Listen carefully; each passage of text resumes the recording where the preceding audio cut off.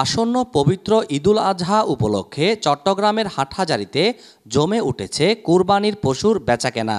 হাটহাজারীর উপজেলার railway station বাজার, চৌধুরীহাট বাজার, ইছাপুর বাজার, মীরের হাট বাজার, চারিয়া বাজার, সরকার হাট, কাটির হাট, নূর আলী মিয়ার হাট বাজারে দেশীয় গরুর বাজার বসেছে।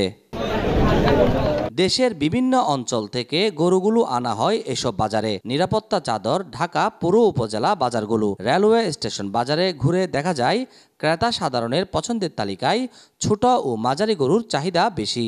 1,85,000 কথা চলছে এরকম আর নাই, একটা আমি নিয়েছি, একটা খাবারের বিক্রি ঈদের আগের দিন ও ঈদের দিন পর্যন্ত কোরবানির পশু বিক্রি হবে এমনটাই প্রত্যাশা ব্যবসায়ীদের। হাটহাজারী প্রতিনিধি মোহাম্মদ শহীদুল ইসলামের তথ্যচিত্রে মিডিয়া এক্সপ্রেস।